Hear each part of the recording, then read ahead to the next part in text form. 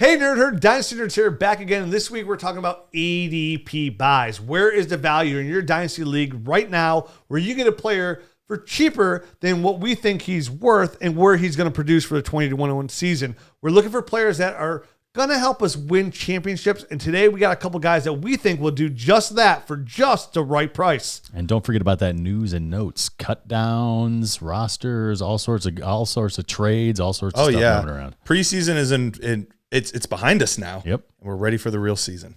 And with all this news today, creates buying windows. Maybe some of those guys will be in this episode.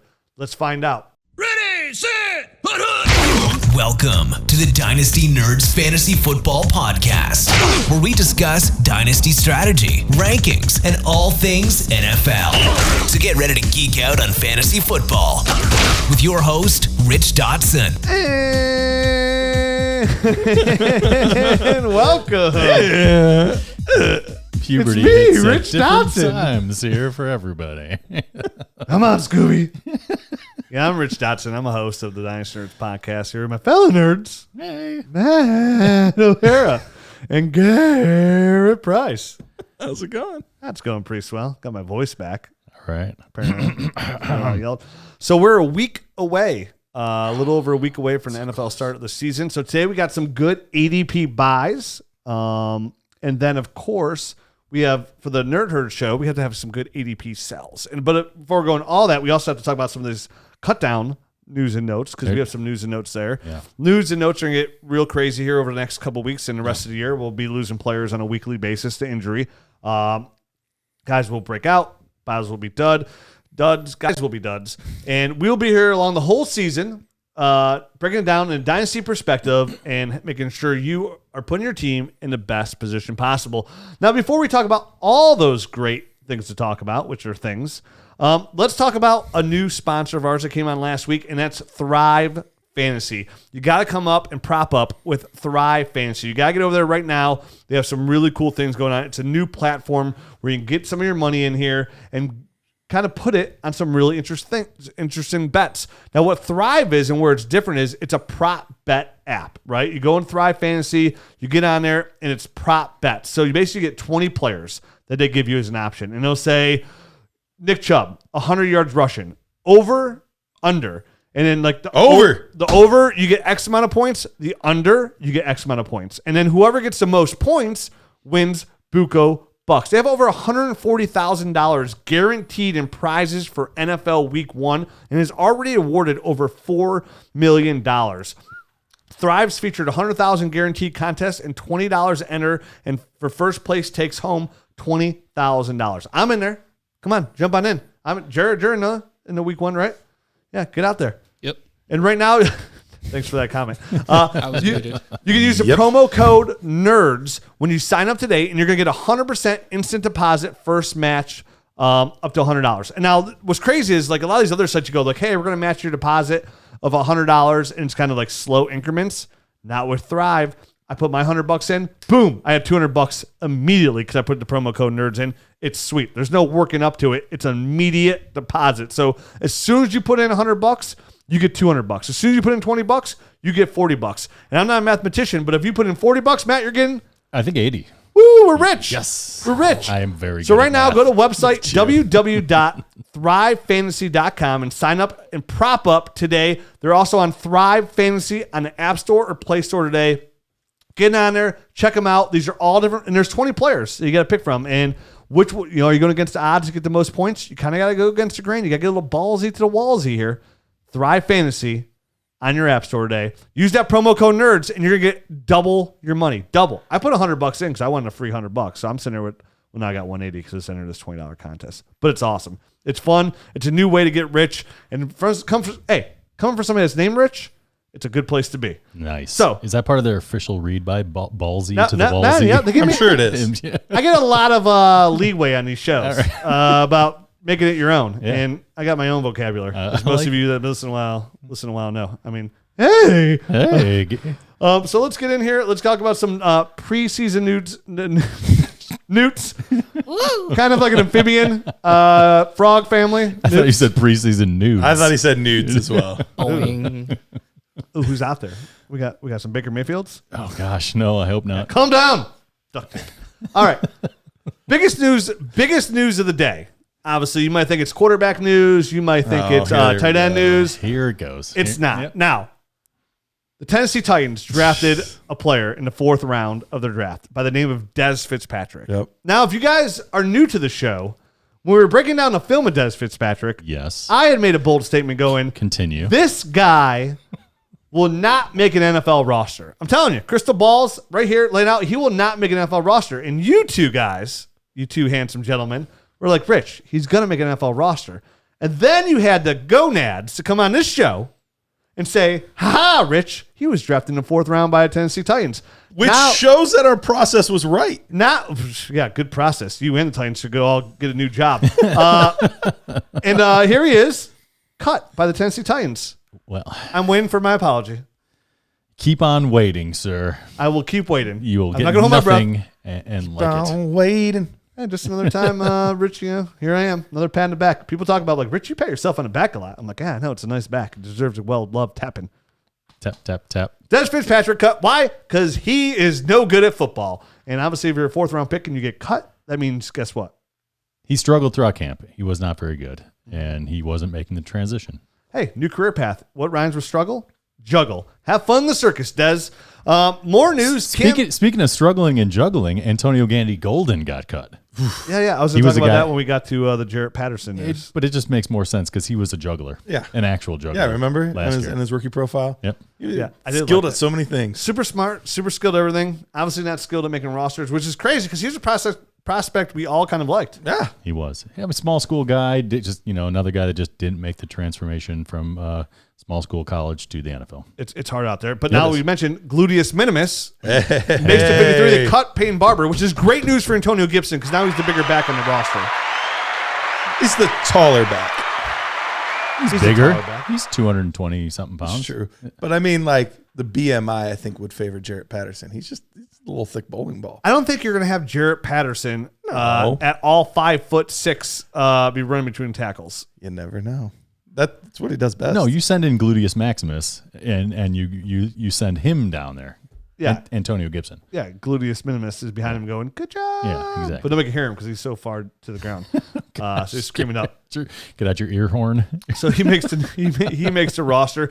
What do you guys think about Jarrett Patterson and the Washington football team? You guys excited about this? I love it, man. I think he showed out exactly what he did in college. He's a small, shifty guy, gets lost behind the line of scrimmage, and just operates well in small spaces.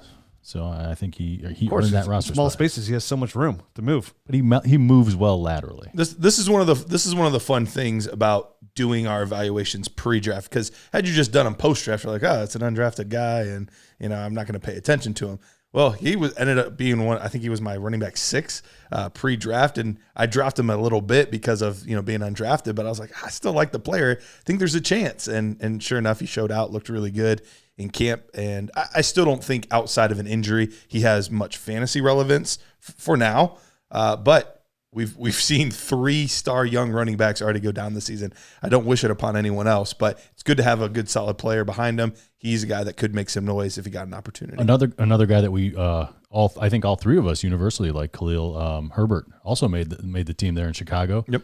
Obviously Tariq Cohen went on the PUP, so he's going to miss the first 6 games. And if anybody ahead of him, misses a little bit of time, he's a guy that can get an opportunity. And I think, like I said, we all liked him. So that's a nice little guy to keep an eye on as well. Yeah, two guys. There's a couple of running backs. It's funny because the running backs that we liked as later running backs, obviously one of them got drafted higher, I liked Ramondre Stevenson more than you guys. I said he was a hashtag 2-year window kind of guy for me. I like Stevenson as well. I think do pretty well. Mm-hmm. Khalil Herbert was one of those guys who makes the roster. And then Jarrett Patterson, even though I ripped on him, I said at the end, out of the rest of these guys, he came back.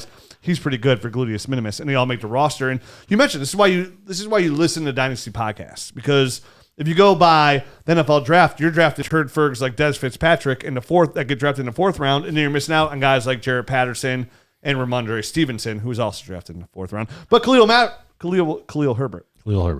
Khalil Mack's pretty good too. I almost did the Khalil Mack when I was. Yeah, there's not a lot of Khalils. So. Yeah. One thing on Jarrett Patterson that we didn't see in college, he wasn't catching passes, but in the preseason, he was making some nice grabs. So I think that's a nice little plus for him as well. Yeah, I'm very intrigued. I don't get overly excited about that for preseason because they do have J.D. McKissick, who was the most targeted pretty much running back last year. They are going to get Antonio Gibson a little bit more involved in the passing game as well. And then with 3 viable weapons on the outside, in the receiving end with Curtis Samuel, Terry McLaurin, and Logan Thomas, and then throwing Antonio Gibson, there's not a lot of room for even Diami Browns. Even Diami Browns played pretty well. He looked pretty good in the preseason too, for a high upside prospect. Another prospect that nobody's talked about, you might want to check your waiver wire for a player that the San Francisco 49ers have been talking about now for a couple of years. Former quarterback Jalen Hurd, former 3rd round pick by the 49ers. He made the 53-man roster. Former running back. Yeah, running back, not a quarterback. Yep. Sorry, yeah, I think of Jalen Hurts. It is very difficult. Khalil's, Jalen's. But yeah, finally going to be healthy, made the roster. Who knows? I mean, I think it was basically based off potential. I mean, he did play in this last preseason game, but I think 3 catches, 25 yards, so it wasn't like an outstanding performance. But I think they saw enough dating back to his rookie season and now just little flashes here and there. Probably. He was a preseason superstar 2 years ago. I mean, he was making tons of plays, multiple touchdowns in a game. And there was even rumor that they could use him at times at tight end and move him around as an H-back and do all these different things as a kind of a chess piece type of player, similar to what, obviously more on the receiving end than Juszczyk, but similar concepts of just moving this guy wherever he fits in the offense. So it'll be interesting to see how that all ends up playing out. Yeah, it's worth checking your waiver wire for. It's what, if he's on your waiver wire, he's a nice back end roster stash. I mean, at 6'4", it's him and Kittle that offer that kind of size, and that's it on that team. So it'll be a nice little addition to have him on. A lot of Jalen's, a lot of Khalil's. Speaking of name, this past weekend it was Matt's wife's 40th birthday. We had a party. When I'm drinking, I always find fun ways to entertain myself. So one question I had was, speaking of names, was like, oh man, I wonder how many people named their daughter Karen last year. Like, you wouldn't think a lot, right? Out of 1.75 million births of women in the U.S., approximately how many do you think were named Karen? 1.75 million. 8%. Give me a number, nerd. What do you think? Why don't you just give it to us? It's 325 females named their daughter Karen. And how about Dennis? That was way lower. Oh, I was there. I came into this conversation late, and you said Dennis. Yeah, it was pretty low. Yeah, it was. Herman was low. It was in like the hundreds, and I was very. The game I came with was like, can you name a boy's name that was once popular that is now less than Karen? Yeah. And Dennis was not one of those names. So Karen reaches peak name value in 1965. It was the 3rd most popular girl's name in 1965. So if you think about all the Karens out there, it lines up perfectly for the age demographic. So moving on. There you go.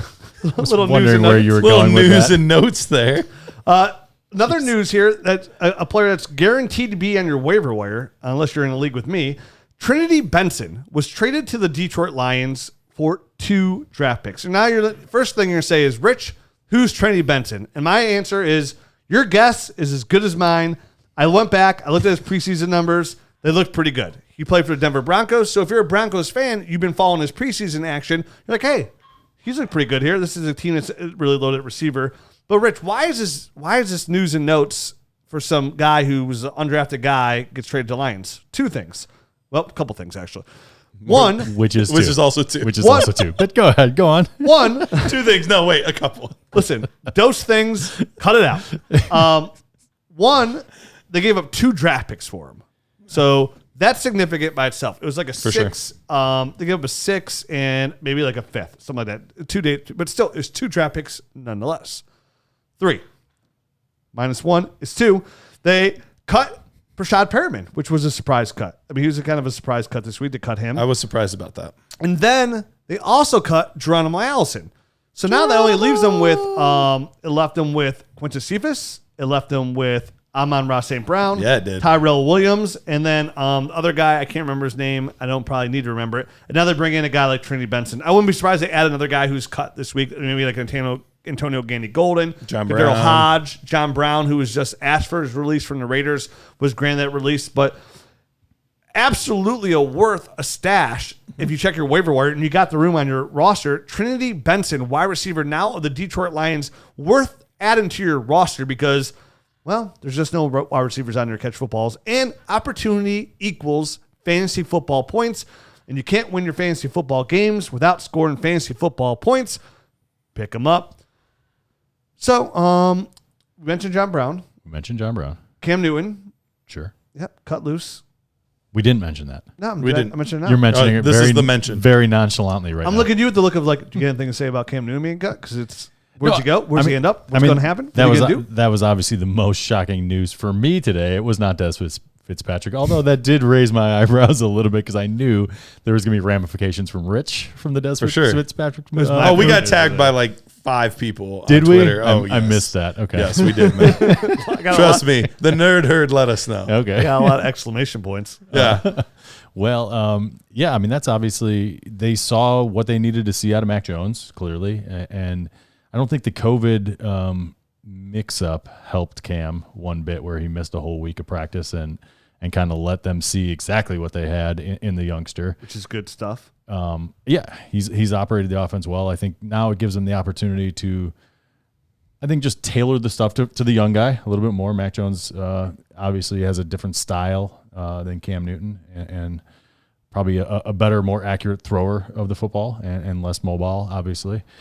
But as far as, who this benefits on the Patriots themselves, I mean, I feel like Damian Harris tremendously. yeah, this is the running backs that get the biggest boost for sure because they're going to be trying to set up this young guy for success by running the ball and throwing a bunch of short passes. That's at least how I see this playing out personally. What do you guys think? Keneal Harry had a good rapport going on early for his shoulder. Keneal? Harry. He's back. Keneal, I said Nikhil.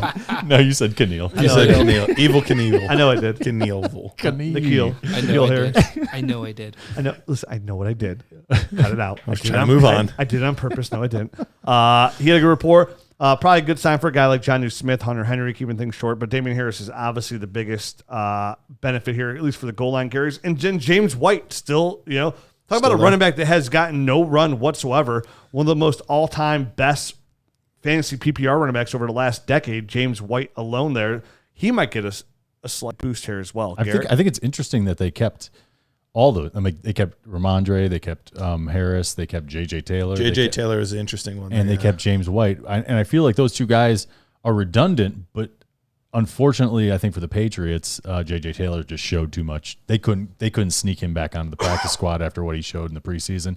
So I think they kind of forced their hand into keeping all 4 of those guys. Yeah, he was a guy that I really liked over the past 2 seasons. Just talked about Yeah. what that role could potentially be. It would obviously look much better if James White was not there. Right. But it's set up for him to be that guy in the future. They've seemed to always have that pass catching back, whether it's been James White or Brandon Bolden or whoever it's been over the course of Bill Belichick's career. There always seems to be a pass catching back. I think he's going to be the next in line, and he's talented. He's very talented. Yep. It's a team that throws to the football. Now, having Mac Jones there might help. I mean, this is a team over the last 3 years that has targeted their running backs has targeted James White 280 times over the last 3 years. He's caught 280 of those passes for 1,771 yards and 13 touchdowns. So there is production and value to be had there. Mm-hmm. An interesting note there. And one of the things that Mac Jones did really well on tape in college was kind of navigate those kind of screen passes and all the garbage coming at him and still be able to like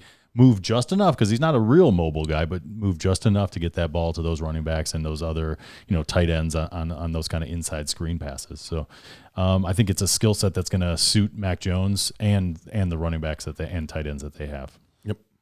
Big news this week. J.K. Dobbins tears his ACL. We lose our third young running back on the year. It's been rough before the season. Cam Akers, J.K. Dobbins, and Travis Etienne all down for the year. All guys that you were counting on to be at the very worst solid RB2s, if not upside RB1s. And I saw there's a Scott Fishbowl team that drafted all 3 of those running backs as their running back. There's one team that did. Just fold up. And I think It's been fun, guys. Michael Thomas. It's been a rough go at it, but yeah, he's out. Gus Edwards, Gus the Bus is going to be the man there, so expect over 1,000 yards rushing for him. Is it Tyson? What's the guy that just won the backup job over Justice Hill? Tyson Williams. There, thank you. I couldn't remember his last name. Yep. Wouldn't be surprised if they said they're good right now at the running back situation, but that could easily change. Justice Hill's still involved too. Right. But I mean, Williams is a guy that's probably just out there on the market in a lot of leagues, probably worth a pickup if you're shallow at the running back position. Yeah, Tyson Williams, he went for 100% fab in one league I went in. Somebody gave up all their money for him. Like, oh, look at you. Assuming you're not a contender and you have Gus Edwards, what would you feel comfortable selling Gus Edwards for right now? I would love to give up my first next year and Gus Edwards for like J.K. Dobbins. Okay, if you're able to do that, but Matt just did it with Chris Carson in the first. I did in a Superflex Did league. you? Yeah. I gave it Chris Carson, and what's going to end up being probably, if it's not my first, it's somebody else's first, probably a later first round draft What's pick. great about this is now in the Dynasty GM, we have a brand new feature. We talked about this last week. It's called the Dynasty. It's a trade finder, which means you can put literally any player you want in this thing, and it's going to pull from all the sleeper leagues and all the My Fantasy League .x, not even just all the leagues that we have access to, which are literally tens of thousands of leagues, and show you real live up to the day trades for these players. So, Jared, could you give us a couple of trades that went down recently for Gus Edwards? Yeah, here's a couple interesting ones. Gus Edwards and a 2022 first for Travis Etienne. Ooh. So That's very similar to the thinking J.K. forward. Dobbins. Yeah, same move there. Yeah. That's exactly the kind of move I'm trying to make. Yep. Yeah. Gus Edwards straight up for Juju. Okay. I go either way on that one. Yeah, I feel like the same thing. Yeah. Gus Edwards and Ramondre Stevenson for a 2023 first. ooh, I'd love that deal. Yeah, I'd be happy with that one too. Yeah, so some Getting the interesting ones 2023 there. class. And that's what I'm thinking. I'm just trying to get if you have Gus Edwards, you didn't have him to be your guy. So Right. in Dynasty, whenever these opportunities pop up, we say injury. It's like a quote that Winston Churchill once said. With great tragedy comes great opportunity, and with great tragedy in Dynasty or in NFL comes great opportunity for you to either buy or sell players. Right now is a really good opportunity to buy J.K. Dobbins. Really is a good time to buy Travis Etienne. It's a really good opportunity to sell Gus Edwards for a non-contender. And for any of those trades that you just mentioned, I'm very happy with those. I love adding Gus Edwards and my first for either Travis Etienne or J.K. Dobbins. Or do Gus get Edwards in youngsters. your second to get into the first. Something like that. Yeah, Something something of like those that as would well. definitely work. Yep. But I mean, it's very important that you navigate these windows. One, they're very short-lived because you don't know whether that team's going to sign somebody else. Somebody else is going to overtake that position. Sure. But these windows could be very short-lived windows. Now they could transpire or extend into the season. It very well could. But I mean, you always got to take opportunities windows. Dynasties, we say it all the time. It's kind of like the stock market. It's a tough game to play. When to buy, when to sell, who to draft, right? When to buy, who to sell, when to draft. Those are the three key components to playing Dynasty Fantasy Football. And when these windows open, you have to act fast. One, you want to be one of the first people to make these offers. So possibly you could be the person getting on the action before somebody else moves on you. And then two, just to reap the rewards. And let Gus Edwards have a good season, because no matter what Gus Edwards does this season, he is not the starting running back to the Baltimore Ravens next year. It is J.K. Dobbins, without a doubt. And we've seen this opportunity. Not many of these running backs have ever taken opportunities like this and turned it into an extended career, let alone a long fantasy football career. Right. The running back's the one position you always got a carpe diem on them, right?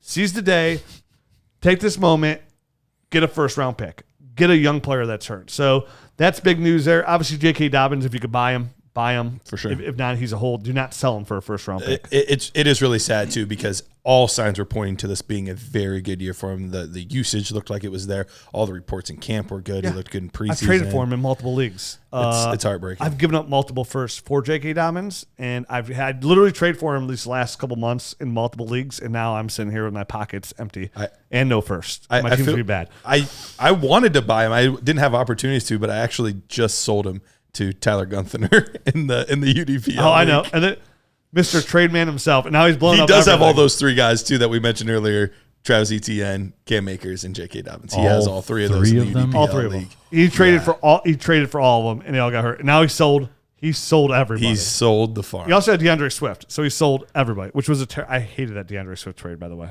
Tyler, if you're listening, I thought it was a terrible trade. Moving on, Chris Herndon was traded to the Vikings for a 4th-round pick because Irv Smith Jr. Obviously, got a boo-boo. Yeah. Was it MCL or meniscus? I can't remember. But he's having surgery on it, whatever it is. So he's going to miss the first little bit of the season. I didn't see if they pupped him or if they're just holding him on the roster for now. I haven't seen officially. So the way the IR rules work is if they IR him before the 53-man cutdown, then he misses the whole season. Yeah. But if he makes the initial roster and then they IR him, then he can come back in 3 games. But if they pup him, then it's 6 games. So I just didn't see any news come out about him. Official. So it must be they're hoping to get him back before the 6 games if they didn't pup him already. I was surprised, and maybe I'm off on my evaluation of Herndon and what his value is, but a 4th-round pick seemed like pretty good compensation for a guy that hasn't done anything in his career. They also had to give him. They also converted his salary to a $1.2 million signing bonus, so that way the Vikings only had to pay his veteran minimum of $920,000. So they gave him a 4th and Herndon, but they paid the Jets ate a little bit of that. The Jets ate $1.2 million of that too. So Chris Herndon, I know player Matt that you've been pretty high on for the last couple of years, has not done anything whatsoever. I mean, his rookie year, he did awesome. 500 yards, over 500 yards. And then it was just, we all assumed it was Adam Gase doghouse stuff. But even this summer, Tyler Kroft beat him out, I think, pretty handily. I was pumping up Tyler Kroft a little bit last show in the tight end show because I think it was obvious that he was going to win that job, and he obviously did. But Herndon, the all the news and chatter is not good on him. So I don't know what to make of this. It does seem like they gave up at least some good compensation. The Vikings did. Fresh start. Yeah, he's getting a fresh start. But it sounded almost like he was uninterested at the Jets. It could be, which stinks. I mean, like I don't like character guys like that. Even if you're in a place that you don't really want to be, you should at least be out there giving your all. And maybe it doesn't sound like he liked his role or whatever, but obviously he's going there to the Vikings now. They love to run 2 tight end sets, and Irv Smith's down right now. Tyler Conklin's a nice blocker, a guy that can kind of catch passes, but Herndon is I think a better athlete and pass catcher, out of those two. So if he learns the offense quickly and is interested, he could have an early season role here for the first few games anyway. Worth a stash. If he's on your waiver wire, he's worth a stash, nothing more. Right. That's it. And you mentioned Tyler Kroft is now literally the only tight end on the Jets. There's only one tight end on the Jets right now. It's Tyler Kroft. They got rid of Ryan Griffin. They got rid of Chris Herndon. They got rid of Yaboya. Thank you. Yeah.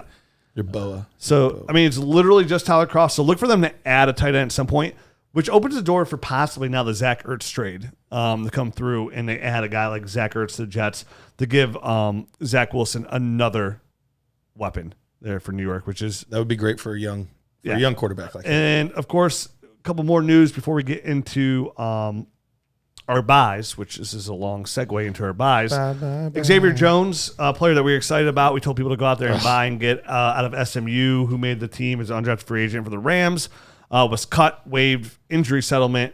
He hurt his Achilles. I don't think it was Achilles heel because they said they want to bring him back, but they said Achilles injury. So it was waived injured, which means if he clears waivers, he'll revert to injured reserve. Yeah. And then after that, the only way that he could play again this year is if they do an injury settlement. So it's going to be a lost year for him basically, or he's going to be at another team. And if it's an injury, obviously, if it's Achilles tear, then it's he's cuttable. Like he's almost cuttable now as it is, which leads us into a big trade that happened on Monday morning. Sony Michel traded to the Rams for 6 and a 4th round pick, and I absolutely like this. I love this move. One, it makes a little bit more sense now that Xavier Jones was hurt.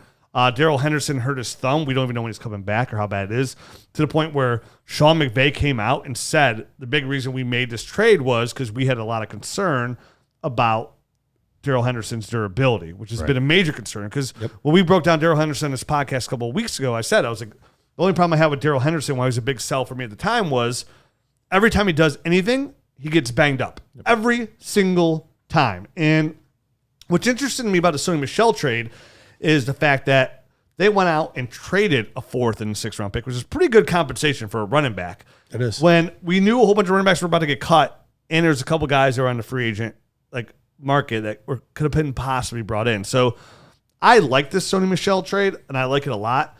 And I'm going to go into details why I like it, because he's actually, when we're talking about buys here, and Dynasty Buys is my favorite, he is absolutely one of my favorite buys here in Dynasty this week, and I'm going to tell you why. But before I do, let me tell you about my friends. Sponsor of tonight's show is our friends over at PredictionStrike.com, and they're doing something A little bit different than what they've been doing before, but we'll get to that in just a second. If you've ever wished that you're like, man, I wish I was a stock market genius. I wish I knew when to buy and when to sell these stocks, but I don't know enough to even get started. What you do probably know is fantasy football players. That's why you're listening to this show. So hop on there, buy some of those players that you like. Some of the guys that we're talking about today on the show that could be good buys. These are good players to look into. See what their price is compared to other players there. Buy, sell, shares of players just like the stock market at PredictionStrike.com. And the new promo now, it's still the promo code Dynasty, but now you receive a free share of a player with your first deposit of $20 or more. That's a free share with the promo code Dynasty with your first deposit of $20 or more over at PredictionStrike.com. So that's an interesting promo because I feel like, you put in the $20 and then you get to just pick a share. And you better nail it. There's a lot of pressure. There's a lot of pressure, but it sounds like a little, at least fun. Like right. You got to go for the most bang for your buck. Brian Edwards. Yeah, Brian Edwards. I know we've always gone for like the cheap guy. The penny stock. He's my best asset on there. Is he? Mm-hmm. Yeah. Brian Edwards. But if you only have one, I might, and it's free. Right. I'm going probably a little. Maybe go a little higher shelf there. Brian Edwards. That's the best. Well, it depends, what your limit is. Right. I don't know what the limit is either. So I guess once you sign up, you'll find out. But Brian Edwards. Brian Edwards. All right. So let's get back to one of my favorite buys just right now, ADP wise. Brian Edwards. I I almost put him in here. I almost every time we do a buy show, Brian Edwards is always on the list, it seems like, and Robert Woods is. I looked at his ADP again, and I was like, Robert Woods! I do him every time. I did the exact same thing. I'm like, this is criminal. He can't be that low. Well, my guy I have pretty low here, and I laid into it was Sony Michel, now of the LA Rams, and why I think he's a buy when it comes to Dynasty Fantasy Football. I'd mentioned, Sean McVay had concerns about Darrell Henderson's durability. I mentioned a couple of weeks ago that I had concerns about Darrell Henderson's ability. And I know Sony Michel, a lot of people were like, I saw somebody on Twitter when I said it was a good opportunity on Monday to buy. People were like, what has he done lately? I was like, well, he averaged 5.9 yards per carry, yards per attempt last year alone. Coming into it, his big time run was in 2018. His Super Bowl run. He had the 336 yards, 6 touchdowns. He only played over 3 games, and he looked really good. And you're going to look at him as like, hey, he's an in-between the tackles runner. This is what he does. But I disagree there because Sony Michel is somebody who was very viable back in the passing game when he was in college. Yeah. It's something I liked about him actually a lot. And I talked about James White earlier when we mentioned him, his statistics. That's why he never had the opportunity in New England because he was there with James White, and that's just where it went. But coming out of Georgia, Sony Michel was a very viable pass catcher running back. He was actually the same thing that kind of James White was to Nick Chubb when they were at Georgia. He was a pass catcher running back.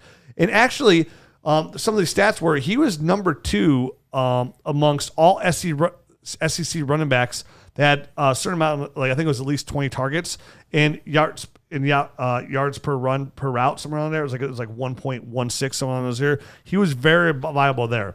And he was very reliable in there as well because he caught all his passes when he was a running back there. He was number 2 in the nation when it came to drop percentage.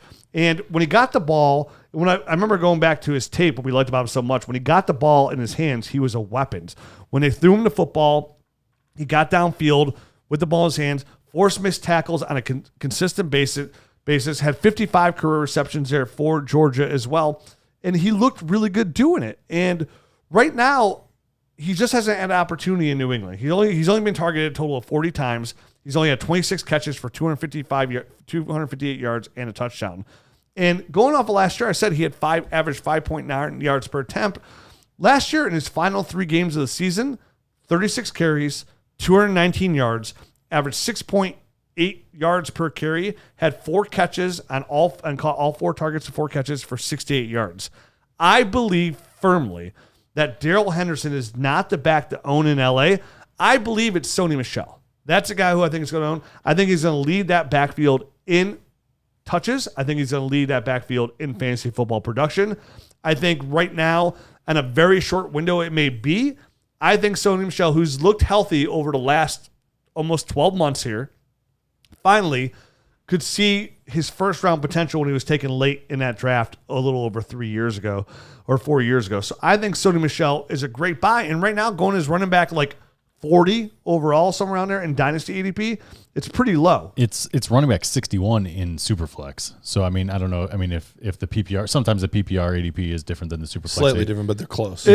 Which he is ridiculously cheap. Like, ridiculous cheap for being a starter running back or potential starter running back.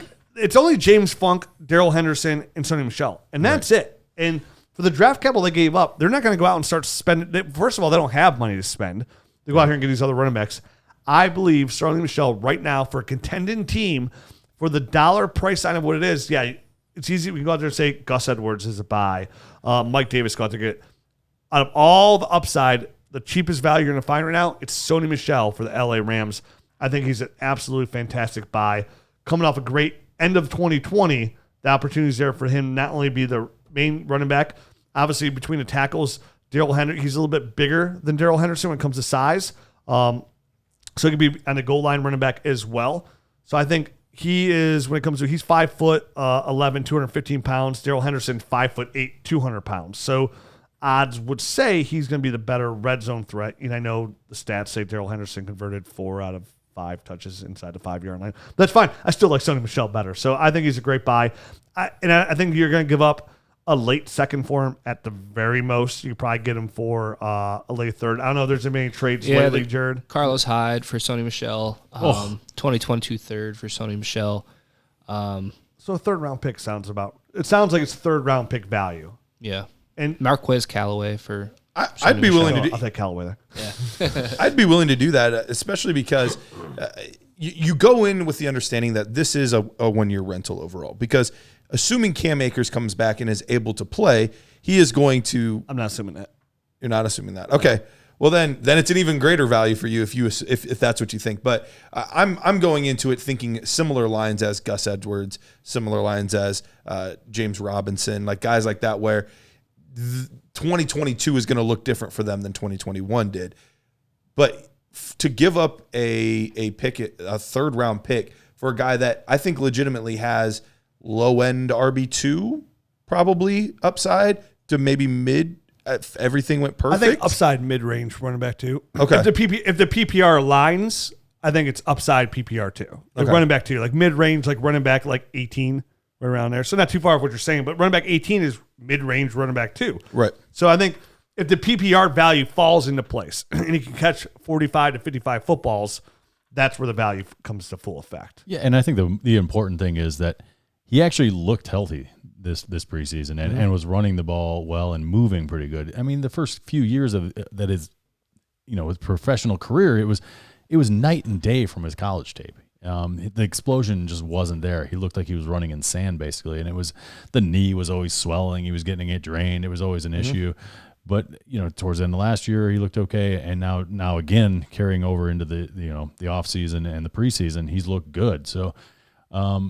Unfortunately, those other guys there, I think Bill Belichick is a guy that's always going to use multiple backs. That's just the way he is. And he doesn't care about our fantasy teams and us wanting to have one guy. He just doesn't give a crap. So it ends up being, for the Patriots, it's the pass catching guy is the guy that you want, or the guy that's going to score 18 touchdowns in a year. And the other people, everyone else is just useless. It's very hard to rely on him. So Sony Michel didn't really fall into either one of those categories. He wasn't a guy that was going to score you. He wasn't going to bulldoze people over and score 20 touchdowns, and he wasn't going to catch 60 to 70 balls a year. So he was kind of in no man's land there in the Patriots. So hopefully now he's getting second life here with the Rams, and they're going to get him a lot more usage, which I think as long as the knee holds up, I think he'll be able to produce pretty well on just a normal workload. I'd throw those third round picks everywhere you got them for him. And you mentioned a 1-year rental. That's the reason you're going to get him for a third round pick. It's going to be like, it's just a 1-year rental. I'll give him for a 1-year rental. Where I think the misconception here is like most running backs are 1 year's rentals. You can make the same exact argument about guys like Myles Gaskin, Mike Davis, Gus Edwards. When it turns out, possibly Chris Carson. the way how often these guys get injured, we've seen 3 young guys go down before even one snap of week 1 of the season. Running backs is such a fluid position. It's why I don't build my dynasty rosters around them. It's why I trade them all the time. It's because it's too fluid, and I can go out here and get a guy like Sonny Michel who offers upside as my running back 3 for a late 3rd round pick. So, and even if it doesn't pan out, let's say Darrell Anderson ends up taking more of the touches, it's a 3rd round pick.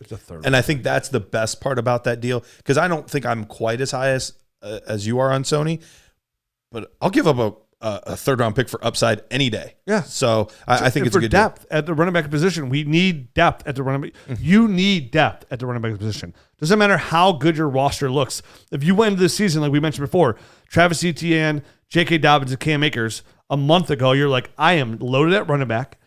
I am young at running back. This is a position I don't have to worry about forever. And here you are a month later with 0 running backs and a murky future as well. And you're hoping they have Sonny Michel on your roster, and you're hoping he gets these carries. So I love him. I love him as a buy for his price tag. Let me put it this way: I love him for a buy for his price tag. And I love the opportunity that lays before him.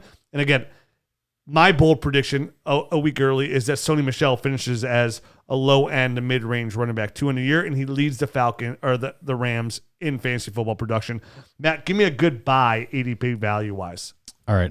I think we kind of touched on him a little bit last week, but I want to go in a little bit more in depth on this particular tight end.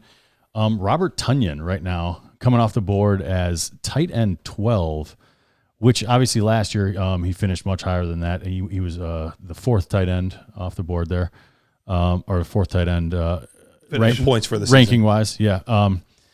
But I was digging into some of his stats, and I almost couldn't believe what I was seeing when I was looking at some of the efficiency stats on this guy. Did you realize that he led the NFL or not the NFL, but all tight ends? I would imagine probably the NFL too in true catch rate, which is basically the amount of catches versus the amount of balls thrown that were catchable, with 98.1%. 98.1. Baby Kittle. So he had 56 targets. All targets, not just catchable targets, 56 targets, which was, I think, good for 24th. I was going to say, I probably didn't crack the top 20. 24th out of the tight ends in targets, and he had 52 receptions. So 52 catches on 56 targets. So this is an offense, obviously, Aaron Rodgers is a guy that has favorites and finds favorites and kind of will get attached to those guys and start targeting them.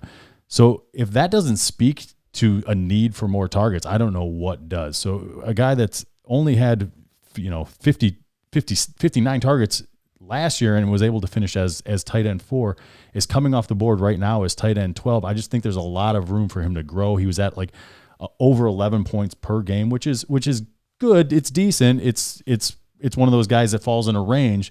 But I think in this season he has enough room to grow just a little bit more, even if he gets 80 targets. Obviously, he's not going to stay with that 98% catch rate. Sure. But he still is going to convert an awful lot of them. Aaron Rodgers is an excellent quarterback, has great ball placement. So I would imagine that catch rate is still going to be relatively high, and I think he's going to be able to convert a lot more catches and just be able to boost that just a little bit more and probably be able to fall in that, not in the upper tier of tight ends, because I'm not sure he's quite there, but that next tier right below them, which is above tight end 12 for me.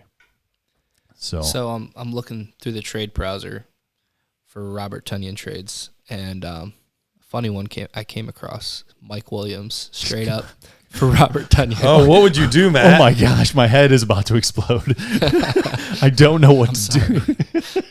Is that a 1 QB PPR league? Yes. By the way, Mike Williams is another guy that's criminally low on this list, and I'm shocked you didn't have him on there. And I what almost would you did do, this. Matt? What would you do? This could be the Mike Williams show. It really could. It really could. It really could. And when he breaks out, they're like, "Oh, people are like, I'm not even going to listen to Dynasty Nerds this week." Matt is going to be insufferable. He had 9 catches for 175 yards and 3 touchdowns. I'm not even going to listen this week. It's going to be Matt just mumbling about. Mike, what would I do? I mean, obviously the value is there at the tight end position. I think I would have to do it. Pull the trigger on Tonyan, but I wouldn't like it. I wouldn't like it at all. And there's, I think the big argument here why there's a window is a lot of people are gonna, we talked about it before. Robert Tonyan, the biggest concern here is obviously he had the 500 catches. It's 11 touchdowns he had for regression. You know, so there's obvious touchdown regression to be had here. Or you can say it's all the same. The Packers today lost their other big receiver. They cut Equinemius St. Brown, so that's another one of their big time big receivers they got rid of, which helps a guy like Robert Tonyan. And Funchess as well. They cut him like last week. Yeah, or the he's week too before. busy eating sandwiches. So. But he was another big body. And they Tight hips. That's really it for them as far as guys, big targets. And Aaron Rodgers, I already mentioned it. He finds guys that he likes, and he's going to keep targeting them, I think, in a very similar fashion. And I think Tonyan is a guy that's going to get more. I like it. I think it's a great value in startups. And I think it's a great value in trades when you need tight end. Yep, So. I'm in the same boat. I think you can assume some touchdown regression, but some increase in targets. That'll help balance it out a little bit, and he could easily still end up as a top 6 tight end this season. Garrett, give us one of your ADP buys. Well, one of my ADP buys is Brandon Cooks.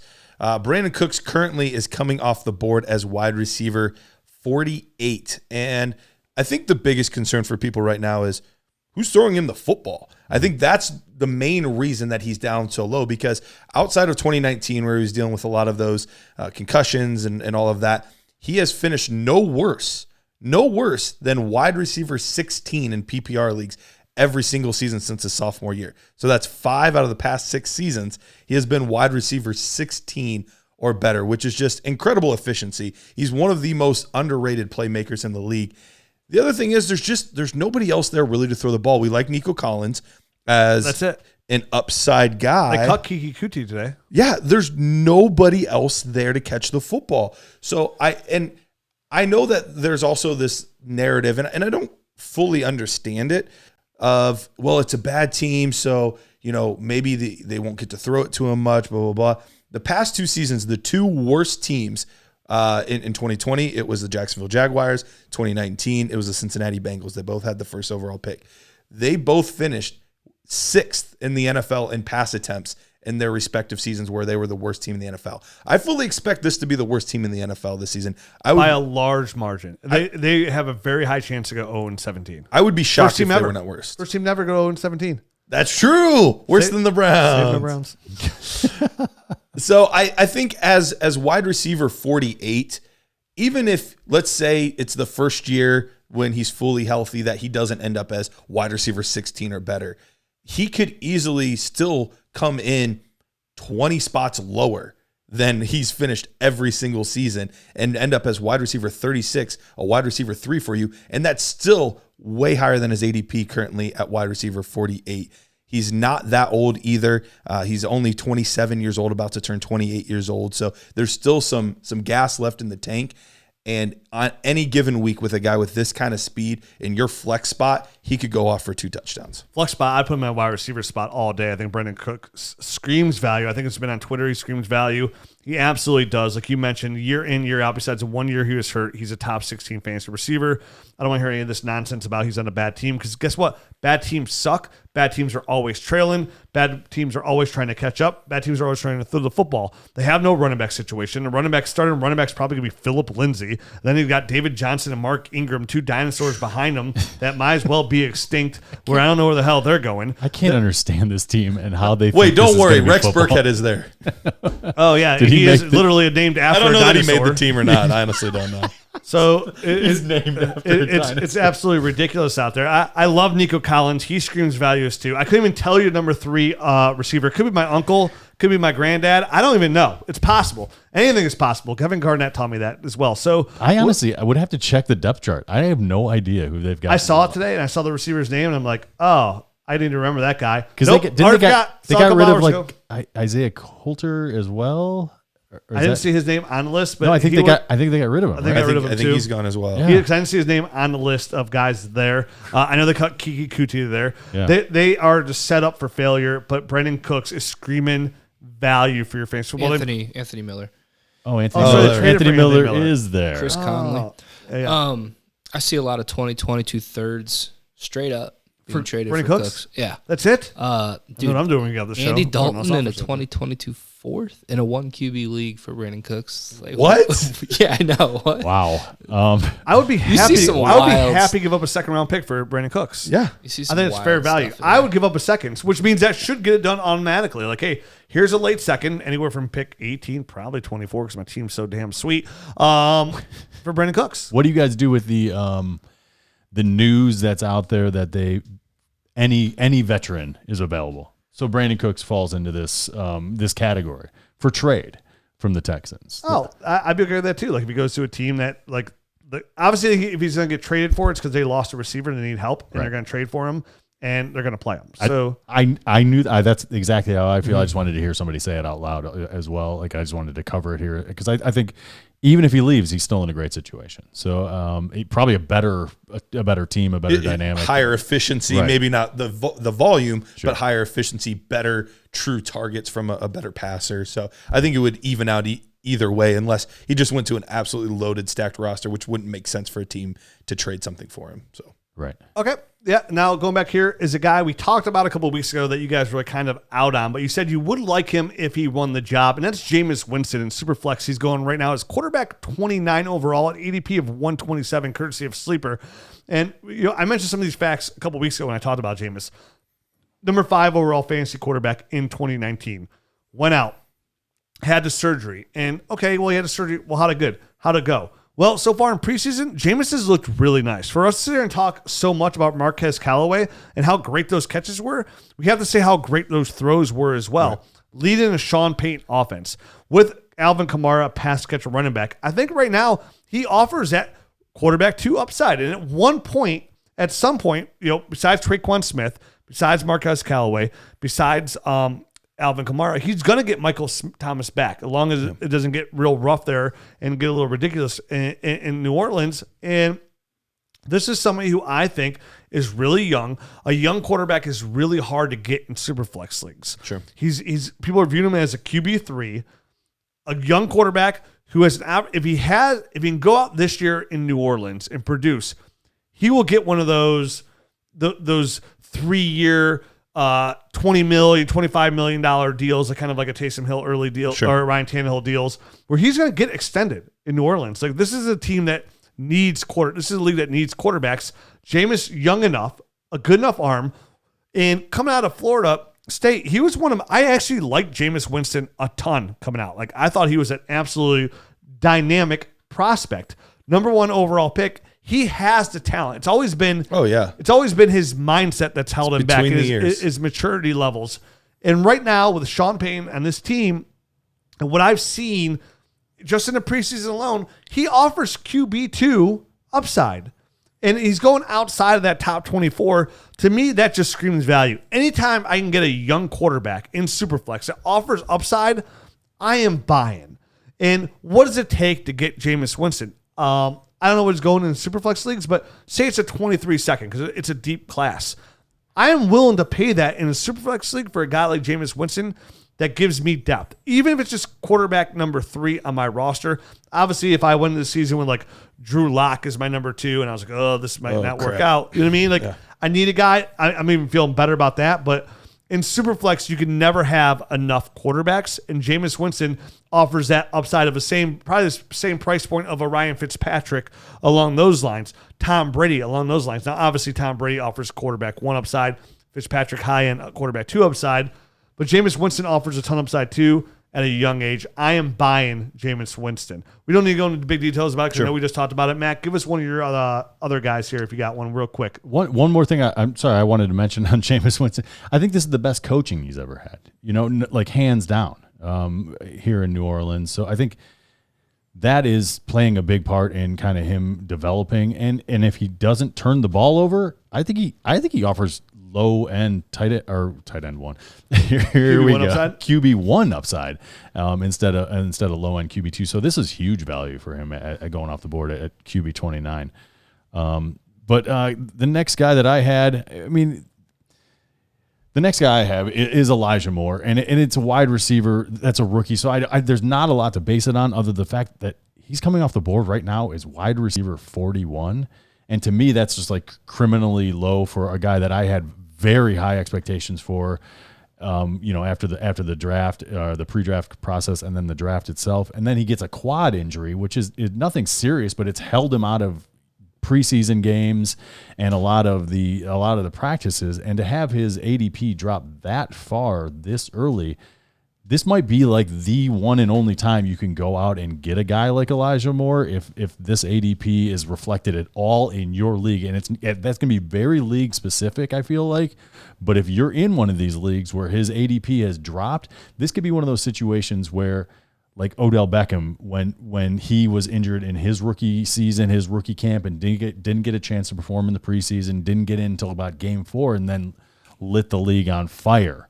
Right. Elijah Moore can have a very similar impact on your fantasy team, and if he's going off the board or if he's devalued at all in your league, please go out and get this guy. He is going to be a fantastic player, and the quarterback throwing him the ball is only a rookie, but has looked fantastic as well. Him and his partner as well. I mean, you look at Corey Davis, who has a ADP of wide receiver 52. They both scream great value. Definitely for how good Zach Wilson has looked. To get rid of Chris Herndon out there, so there's no that takes away weapon for more targets out there. I love them both, and we've talked about Corey Davis here. Yep. That screams value. I know in my redraft television show that I do for Valley Sports, I said, they're like, hey, give us a wide receiver that you think screams value. I was like, there's absolutely no redrafts I want to come out of that I don't have Corey Davis as my wide receiver 3, because I think he's going to be wide receiver 2 production. We saw how heavily he was targeted there in the preseason. Granted, Elijah Moore wasn't there, which will take away a little bit of it. It will, yep. But again, a team that they just lost their star free agent linebacker to injury. He's out for the year. So the defense isn't going to be as strong as they really thought it was going to be out there. Corey Davis and Elijah Moore both scream value as much as I love Zach Wilson. You love Zach Wilson. And he's already starting to look good in the preseason. Yes. Obviously, preseason is different than the real season. It is. But again, a team that's going to struggle, when teams struggle, we're going to have to throw the football. And right now, there's no clear set in stone stud running back or asset at running back. We know we have Tevin Coleman. We have Michael Carter, who I like there as well, and Ty Johnson. So right now, they're going to be throwing the football in New York. And it's going to be Corey Davis, and it's going to be Elijah Moore that are the huge benefactors of that. Garrett, give us one more guy to get out on here that you like that screams ADP buy for the 2021 Dynasty season. This is a guy that his value has had quite the roller coaster over his career, and that's Miles Sanders. Woo. Miles Sanders started off as like nobody was talking about him much. Guys like Damian Harris were above him in pre-draft process, shot up boards, and then ended up being the second running back off the board in NFL draft. Ascended, looked great at the end of the year, and just people were loving him. Bonkers ADP. And then his ADP plummeted this past year. He is currently going off the board as the running back 19 right now. Forgotten man. The forgotten man. And this guy last season, for as bad as last season was, he actually had, and this is on a points per game basis, better points per game than Mike Davis, who he was a darling last year. Everybody talked about Mike Davis, Kareem Hunt, Clyde Edwards-Helaire, and he was just a few fractions of a point behind Antonio Gibson, DeAndre Swift, and Ezekiel Elliott. So he had a better season than people are giving him credit for. I think it was just he was injured early in the year, so people got frustrated, and he had a couple duds in there that I think were tough. But remember that whole team last year, that entire offense was a dumpster fire. The offensive line, they were missing multiple of their best offensive linemen, and Brooks, and I think Lane missed some time. Lane Johnson, yep. And then they had the whole quarterback controversy.